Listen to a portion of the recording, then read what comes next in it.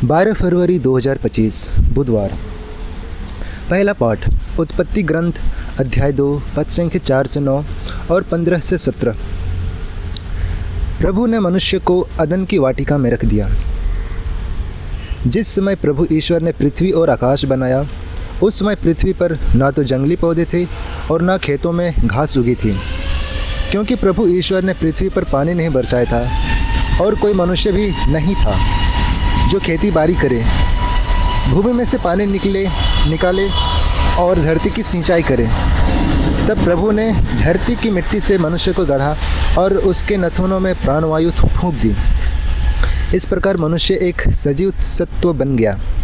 इसके बाद ईश्वर ने पूर्व की ओर अदन की एक वाटिका लगाई और उसमें अपने द्वारा गढ़े हुए मनुष्य को रखा। प्रभु ईश्वर ने धरती से सब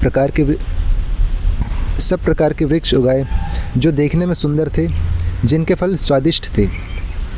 वाटिका के बीचों बीच जीवन वृक्ष था और भले बुरे के ज्ञान का वृक्ष भी। तब प्रभु ईश्वर ने मनुष्य को अदन की वाटिका में रख दिया, जिससे वह उसकी खेती बाड़ी और देखरेख करता रहे।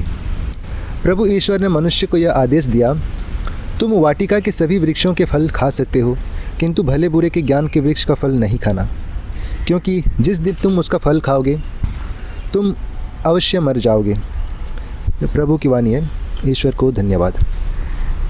भजन अनुवाक्य।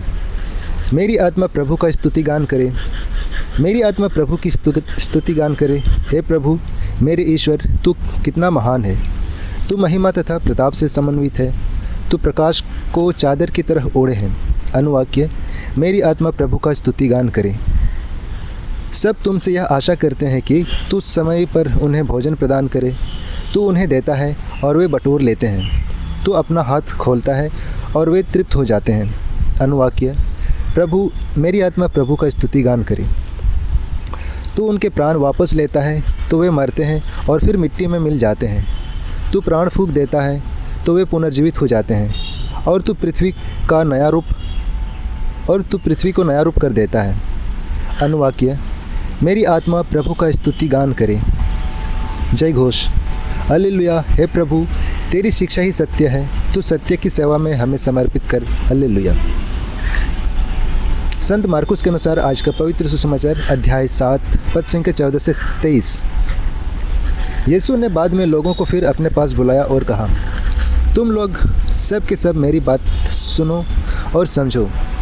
ऐसा कुछ भी नहीं है जो बाहर से मनुष्य में प्रवेश कर उन्हें अशुद्ध कर सके, बल्कि जो मनुष्य में से निकलता है वही उसे अशुद्ध कर देता है। जिसके सुनने के कान हो वह सुन ले।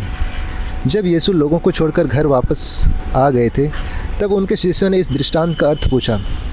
यीशु ने कहा, क्या तुम लोग भी इतने नासमझ हो?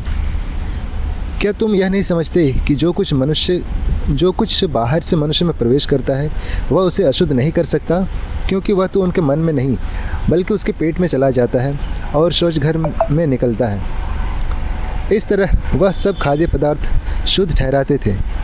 यीशु ने कहा, जो मनुष्य में से निकलता है वही उसे अशुद्ध करता है, क्योंकि बुरे विचार भीतर से अर्थात मनुष्य के मन से निकलते हैं। व्यभिचार, चोरी, हत्या, परगमन, लोभ, विद्वेष, छल कपट, लंपटता, ईर्ष्या, झूठी निंदा, अहंकार और मूर्खता, ये सब बुराइयां भीतर से निकलती है और मनुष्य को अशुद्ध कर देती है।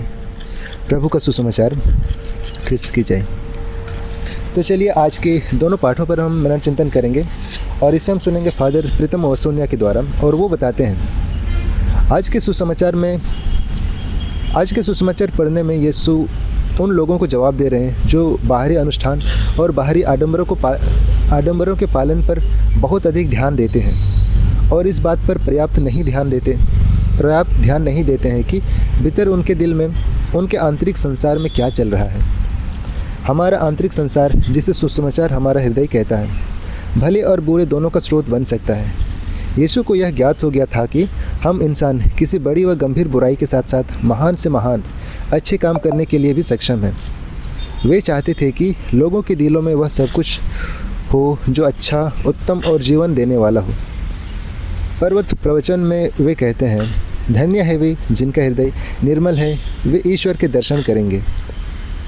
वह उन लोगों को धन्य घोषित कर रहे थे जिनका दिल सही जगह पर था, यानी जिनका दिल ईश्वर पर नियत था, जिनका इरादा हमारे जीवन और हमारी दुनिया के लिए ईश्वर की इच्छा पर केंद्रित है। हमें अपने दिलों को भरने के लिए पवित्र आत्मा का आह्वान करते रहना चाहिए ताकि हम यीशु के समान हृदय के पवित्र हों, ताकि हम उनके दर्शन कर पाएं।